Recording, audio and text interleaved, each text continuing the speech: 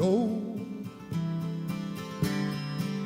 How their lives were spilled out on the floor, from the battered old sea bags, the journals and logs, and the keepsakes locked in the chests that were stowed in the attic or down at the Sailor's Rest.